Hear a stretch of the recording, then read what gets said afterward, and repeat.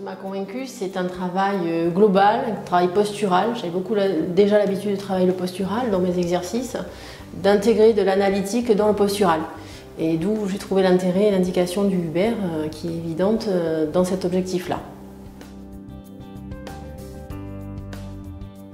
J'utilise Hubert 360 aussi bien en traumato, post-traumato, rééducation de cheville, post-chirurgie, prothèse de genou, prothèse de hanche. Et puis je l'utilise en neuro, en rééducation de mes patients hémiplégiques, en rééducation de Parkinson, des problèmes de postériorisation, liés vraiment, on est dans le cadre postural, motricité involontaire. Je l'utilise en fin de rééducation vésico-sphinctérienne. Donc j'apprends mes patientes d'abord à bien travailler leur faisceau musculaire du périnée et ensuite, une fois qu'on a fini de travailler, je dirais en statique, on passe sur Hubert. Donc on applique exactement les exercices de rééducation périnéale avec des postures quadrupédie, debout, à quatre pattes sur le Hubert. Les atouts de Hubert, c'est la complémentarité, c'est la simultanéité des traitements en fait.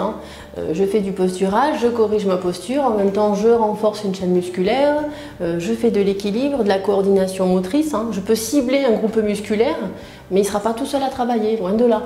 Et c'est ça qui fait l'intérêt, la différence en fait, avec tout ce que j'ai pu faire avant comme rééducation face à espalier, au sol, voilà. La globalité de la rééducation.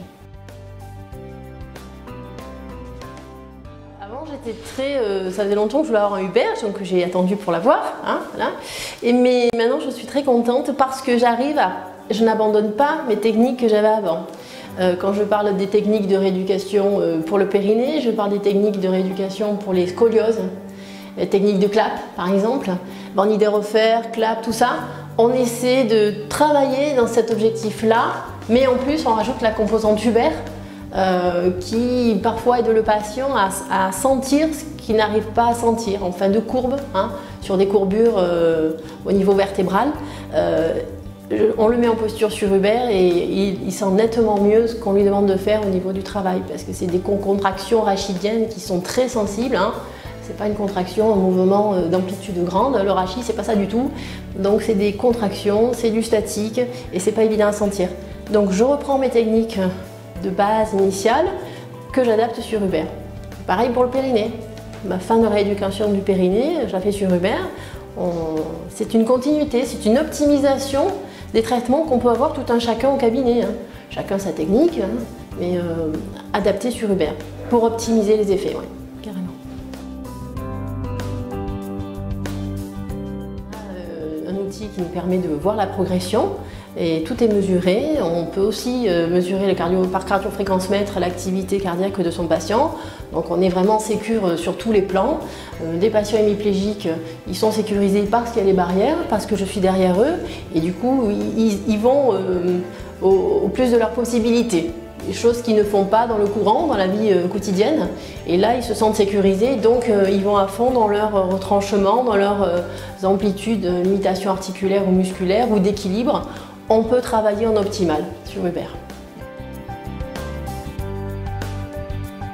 Alors, le retour de mes patients, c'est qu'au départ, pour eux, c'est difficile parce qu'on fait beaucoup de choses à la fois, justement. Mais c'est ce qui fait l'intérêt de la rééducation sur Hubert et je pense que très vite, ils s'en aperçoivent.